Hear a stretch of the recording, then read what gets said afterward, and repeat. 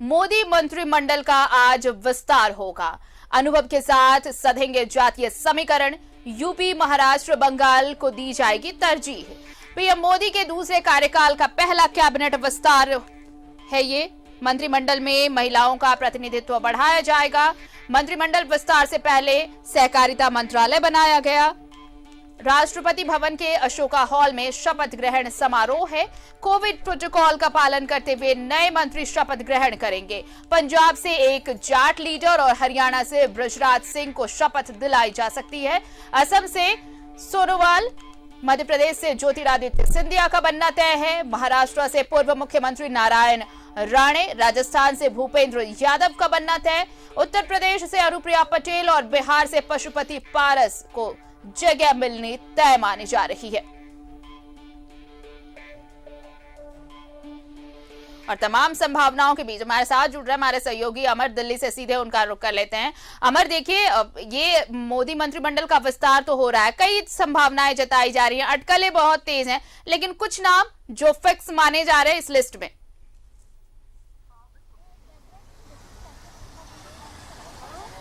जी बिल्कुल, देखिए, जो मेरे पास है, जो हमारे सोर्सेस का जो कहना है, वो ज्योतिरादित्य सिंधिया है, सर्बानंद सोनवाल है, नारायण राणे है, पशुपति पारस है, राजेंद्र अग्रवाल है, एसपी सिंह बघेल है, परवीन निषाद है, अनुप्रिया पटेल है, वरुण गांधी है, राजीव रंजन सिंह है, संतोष कुमार कुशवाहा है। ये तमाम नाम हैं जिसको कहा जा रहा है कि इनको शामिल किया जा सकता है। कुछ नाम ऐसे भी हैं जिनका जिक्र नहीं किया जा रहा है और हो सकता है कि वो नाम उनको शामिल किया जा सकता है और जो चौंकाने वाली बात हो सकती है।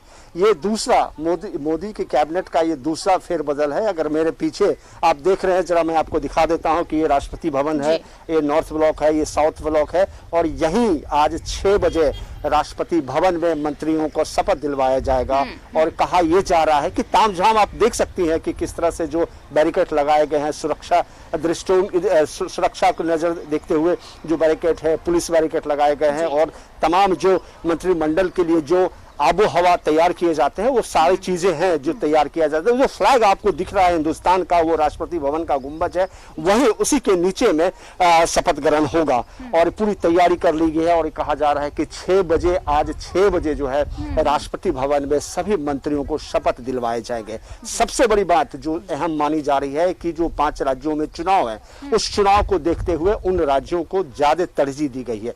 उत्तर प्रदेश में 2022 में चुनाव है, उत्तराखंड में चुनाव है, पंजाब में चुनाव है।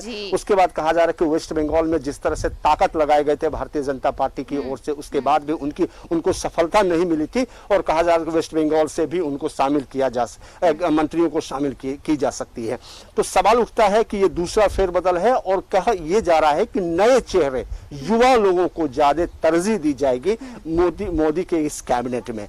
अब क्या नए चेहरे जो है नाम सामने आ रहे हैं, क्योंकि जितने नाम हम लोगों के सामने जो आ रहे हैं वो सारे लोग नए चेहरे हैं और खास करके कहें तो एक प्रशासनिक जो काम कर चुके हैं उनको भी तरजीह देने की बात कही जा रही है। अब ये देखना है कि 6 बजे शाम में जब शपथ ग्रहण होगा तो किनके नाम का पिटारा खुलता है और कौन मंत्री बनते हैं। ये तो हमारे पास जो लिस्ट है वो संभावित नाम है, हो सकता है कि उसमें कुछ लोग ना भी हो। बिहार से कहा जा रहा है कि 4 मंत्री हो सकते हैं, उत्तर प्रदेश से कहा जा रहा है कि 6 से 7 मंत्री को शामिल किया जा सकता है। तो ये क्योंकि भारतीय जनता पार्टी के लिए एक बड़ा उत्तर प्रदेश है और वहां पर 22 में चुनाव है।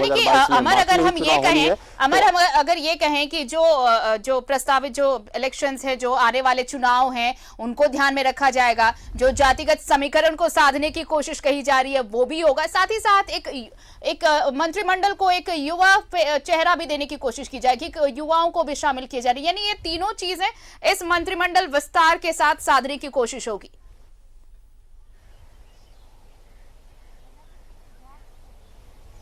बिल्कुल, देखिए, ये मंत्रिमंडल का जो ये ताने बाने जो बुने जा रहे हैं उसको ये समझना होगा कि 5 राज्यों में चुनाव है, उनको देख करके जिन लोगों के वोटेज परसेंटेज ज्यादा है उन लोगों को शामिल किया जाएगा। यही वजह है कि बार बार ये जिक्र किया जा रहा है ओबीसी और SC ST को इसमें शामिल करने की बात कही जा रही है, उनको ज्यादा तरजीह दी जाएगी।